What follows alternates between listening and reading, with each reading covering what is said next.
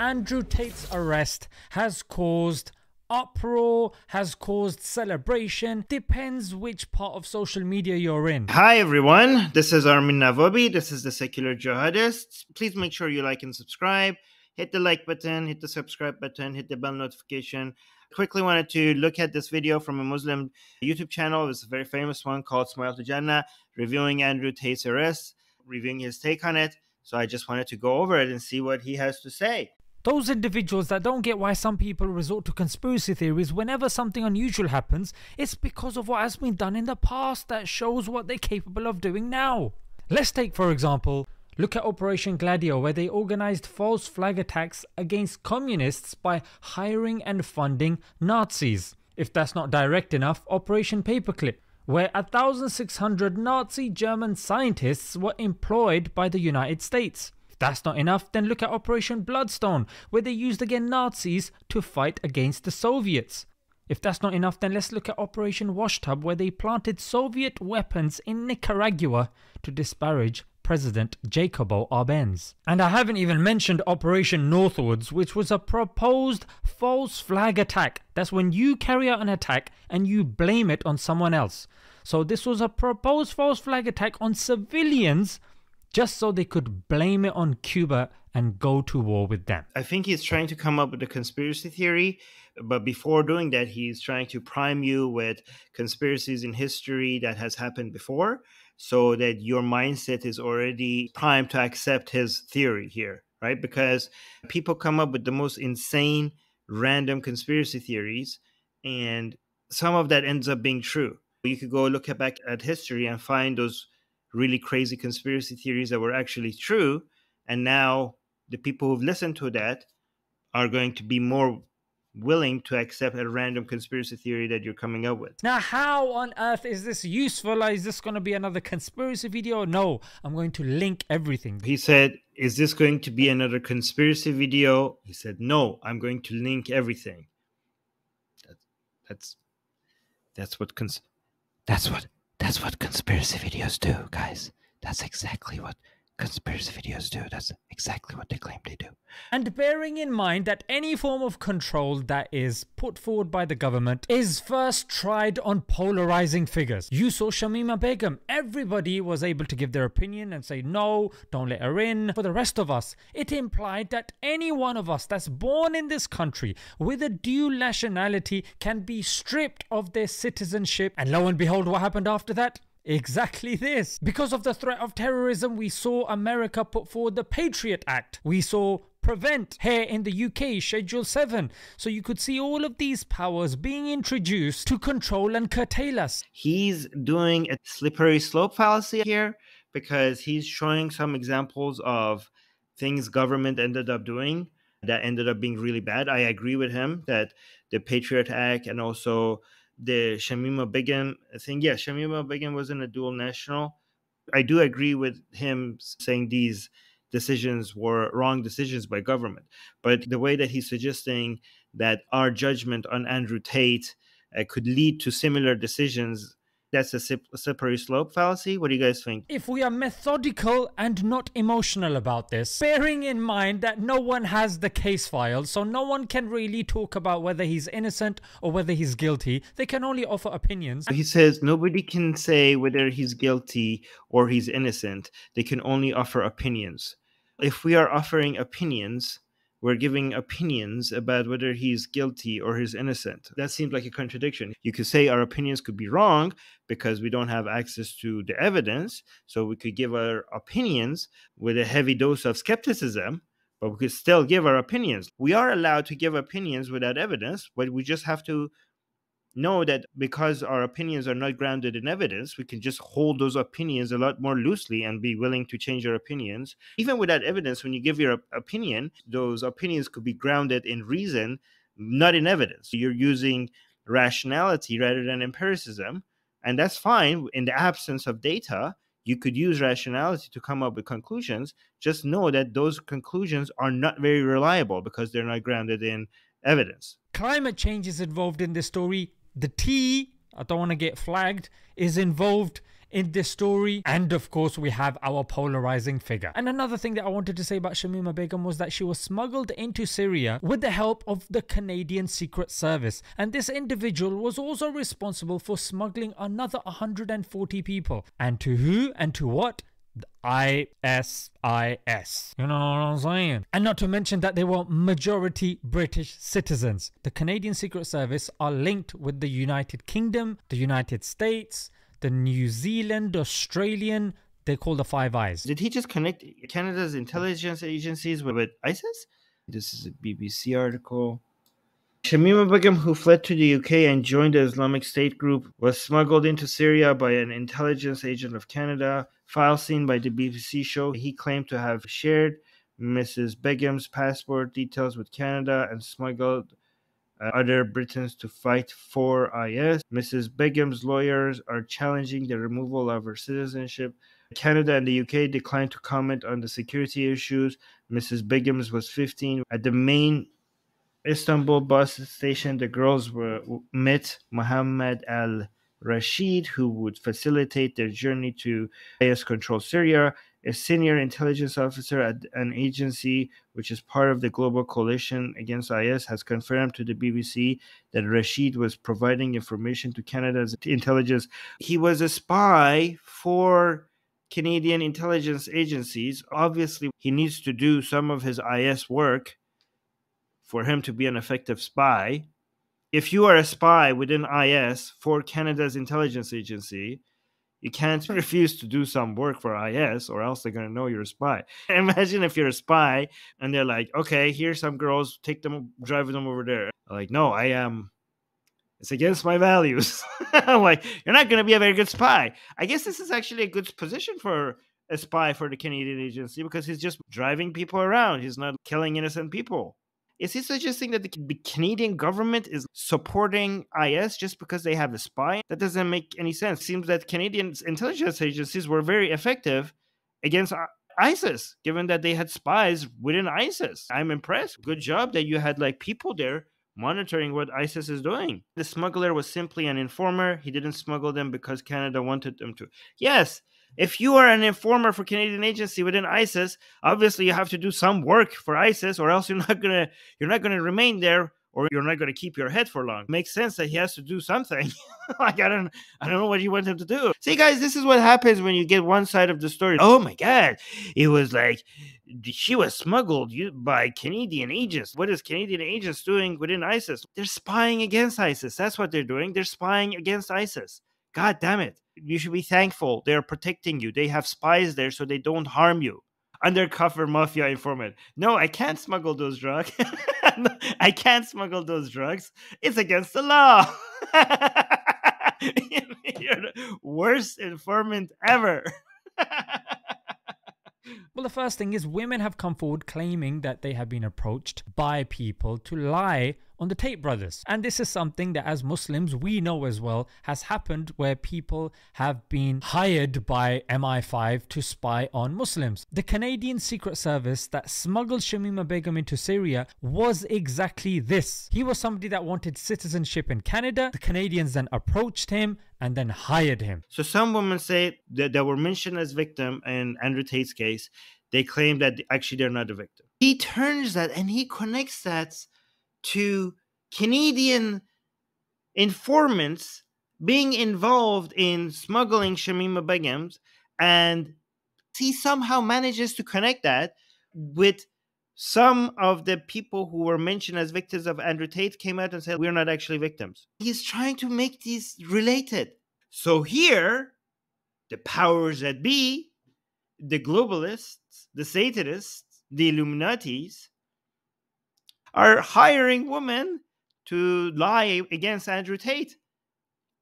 If like in every court case, there's sometimes that mention something and it ends up being wrong. That's the whole purpose of having a court case. That happens in every court case. You present the information and some of it is correct and some of it's wrong. That's the point of the court case, to investigate these things. And you're using one example here of something that might have been wrong to conclude that the great powers in the world are conspiring against Andrew Tate, and this is what they come up with?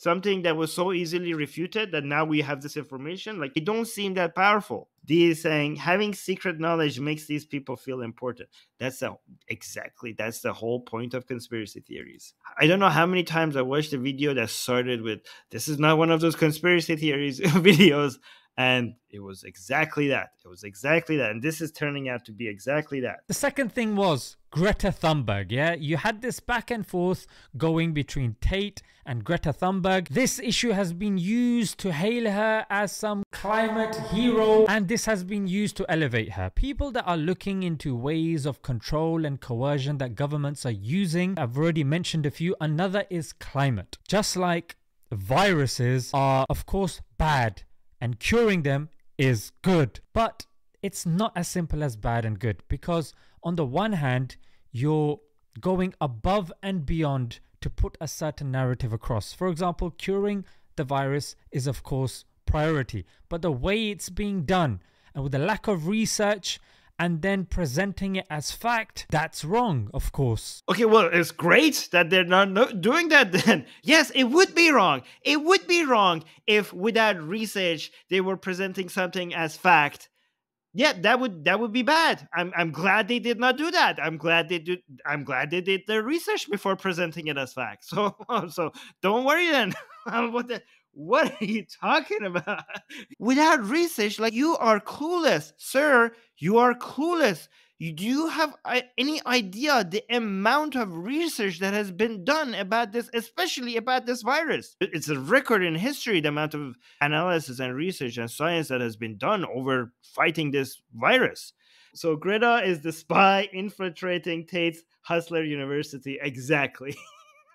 So it's the same with the climate. It's being exacerbated, just like the tea threat as well. All of these forms of control are exacerbated. So there's elements of truth. So when you question these things, you're seen as an idiot, a moron. Like, it's obvious, duh, global warming. Yeah, okay, but when you take it to the extent that it's being used to coerce you into staying at home, not being allowed to travel because of certain emissions or whatnot, that's what becomes an issue. And that's why even when Tate is arrested, the word tea is also used as well. Tea was used against polarizing figures, people that we know we hate. Oh, the guy's got a hook hand. Oh, he's covering his eye. He looks weird. He's got a big beard. If you say something in schools, it's going to be used against people that disagree with other narratives as well. He's saying that being overly concerned about something gets people to overreact and do things that are not rational. Almost every time there is a response to something that needs a response,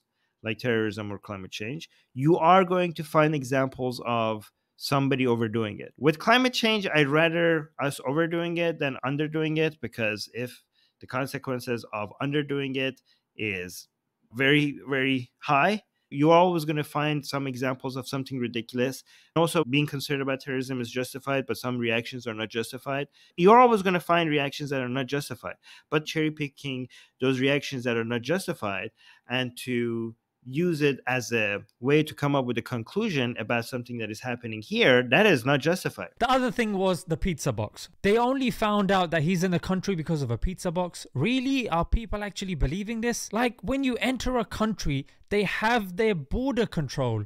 They have the documentation that you have to process before entering that country. You cannot enter that country without the authorities knowing you are in the country, you're out the country. And to claim they found out from a pizza box is actually disrespectful to the Romanian government, I would say. To say that, no, they're not paying attention at the borders, but hey, Tate releases a video, yo. Yeah, okay, so yeah, that's a fair point. I will accept that. Fair criticism. The other thing is Romania is a country that has been used as a CIA black site. That's where they send people over to get them tortured because America can't do it themselves and other countries have lax laws on human rights and torture. So Romania has been one of those countries, and so has Poland. So this is to say that the country can be leveraged by, of course, the United States. And it's been mentioned in the news that the issue did reach the US Embassy and they got involved. So to assume United States foul play being involved here is not outlandish. Why would the United States government and the Canadian government and the British government conspire to frame this man? He's a pickup artist. He has Hustler University. He tells you how to invest in crypto. He's a misogynist a-hole. He's not Julian Assange. Do you think that is a threat to the United States government? Andrew Tate? What has he said? What secrets has he revealed? His instructions on how to treat women is now a national security matter to the US government? Oh my God, he's telling everybody the secrets in crypto investments, and also how to make sure your bottom bitch does not talk to your top bitch, or I don't know the vocabulary these people use. Yeah, the bottom bitch secret. Don't let people know about the bottom bitch secret. Get him, frame this man. I don't know. What is this guy on? And this is of course not to mention, look, we're not saying the guy is right, the guy is wrong. I've just stuck with the point that he's a polarizing figure. Yeah. Why is he a polarizing figure? He's spoken against taxes. Paying taxes? We have so many YouTube channels, popular YouTube channels, teaching you how to avoid taxes. There's so many people that are anti-tax. We have a party. We have an entire party in the United States that is against taxes. That's half of the US government. So why would the US government go after somebody that is anti-tax when half of their own government is preaching against taxes? He's spoken against multinational corporations like Nike and talked about them and how they avoid tax. He's talked about abuse, I can't mention certain words, of Balenciaga. Yeah, he's the one that kind of popularized it. This whole Balenciaga nonsense, you have US politicians speaking about that. Speaking bad against Nike, against the US government trying to frame you. He's talked against atheism. Oh no, oh no, against atheism. The US government will not have that. The US government will come and hunt you down if you speak badly about atheism. What?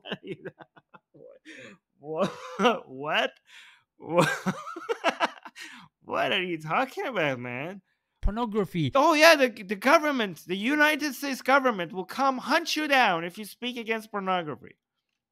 Amazing. He's talked about taking control of your family. Oh no!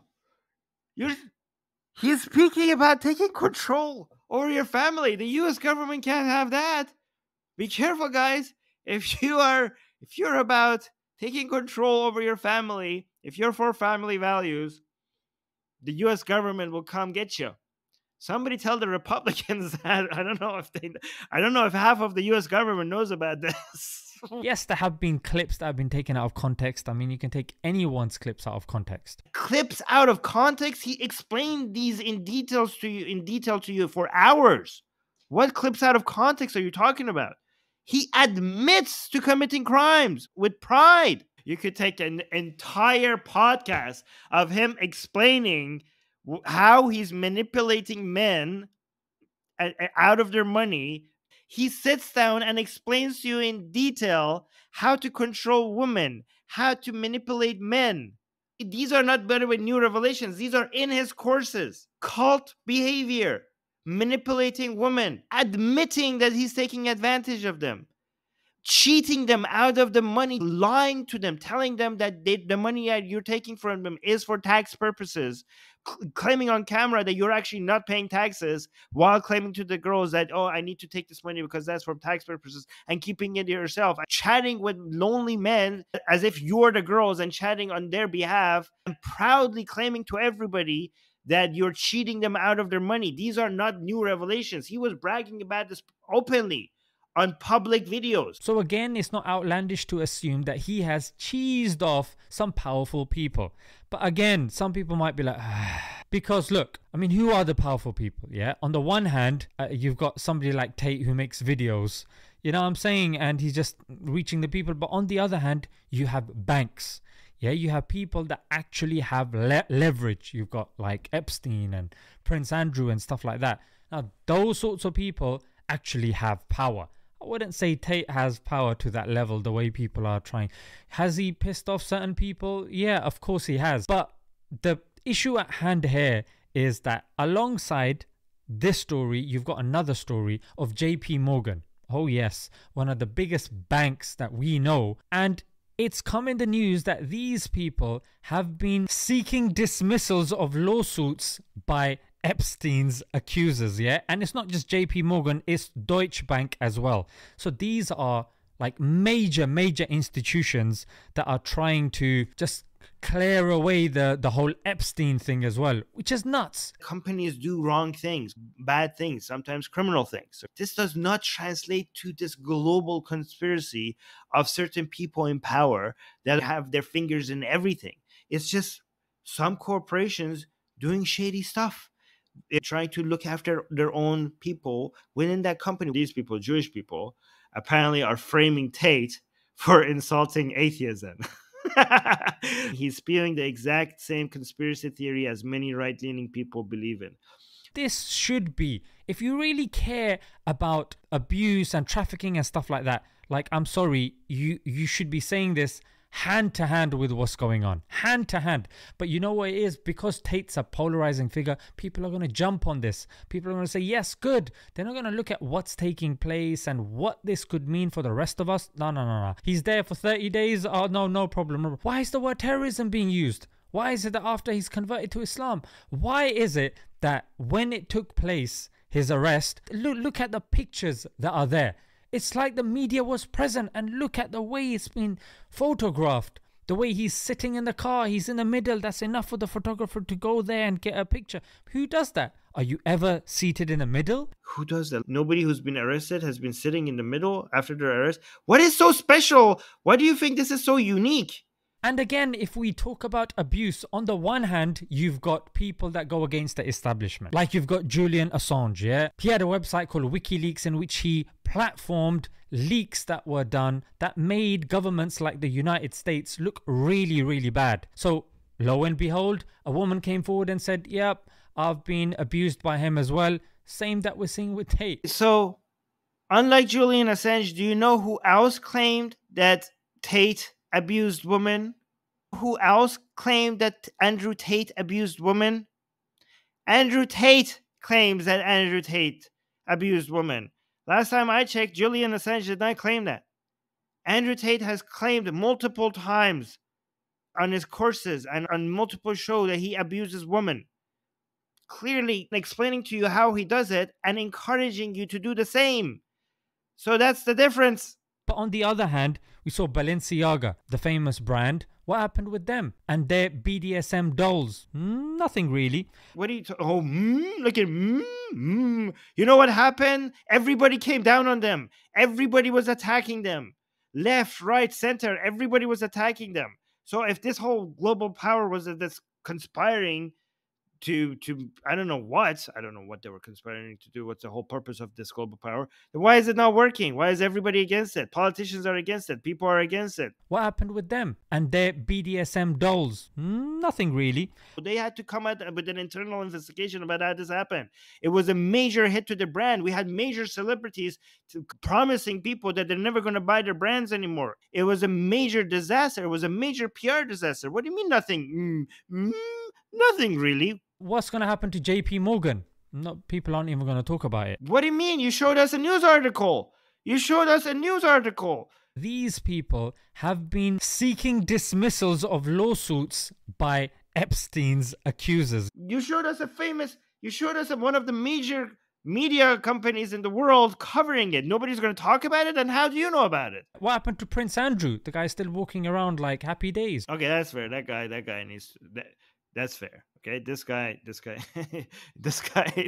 needs more reaction. Something needs to happen to this guy, and he's like, unfortunately, he's beyond anyone's reach. Another thing is, he said it would happen. Therefore he predicted it. No, I mean, if you're talking about certain issues, you know at the back of your head that, look, it's only a matter of time till these people wisen up and realize how much money they're losing, and they send somebody around or they make a few phone calls and then Bob's your uncle, mate.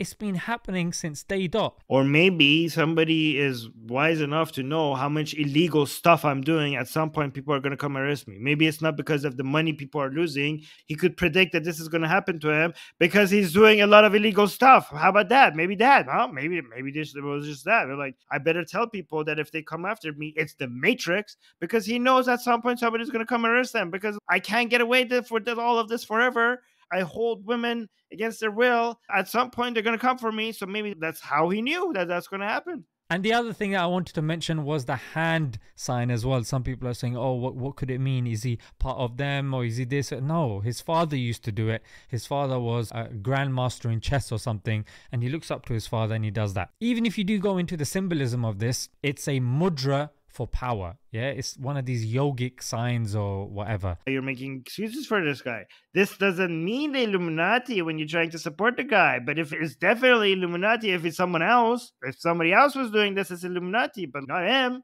How come you have an explanation for this? Maybe all these other random things that you think is like Illuminati or global powers or whatever you idiotic theories that you have, maybe they also have. Maybe you should use this as an example. Maybe there's a reason for all those as well. Maybe it's all not just a conspiracy. Those people that are saying, yeah, so what if you speak against power? It's freedom of speech. You can do what you want. No. Don't say stuff like this because it's nonsense. Yeah, Edward Snowden blew the whistle on the NSA in the US. Issues happen for that guy. You know what I'm saying? He is now in Russia. If he goes back to the US, he's finished. Yeah, look at Gary Webb. Look at, again, Julian Assange. Yeah, look at Catherine Gunn. Look at Daniel Ellsberg. All of these people went against the government. Yeah, went against the powers. With Edward Snowden and Julian Assange, I take their side over the US government. The reason US government is wrongfully attacking these people is because they actually are leaking information that the US government cares about, that the US government sees a threat to its power. Thanks to Julian Assange and Edward Snowden is now available to the public. These are very important information. The information that Julian Assange and Edward Snowden leaked are a lot more significant than how to treat your bottom bitch, okay?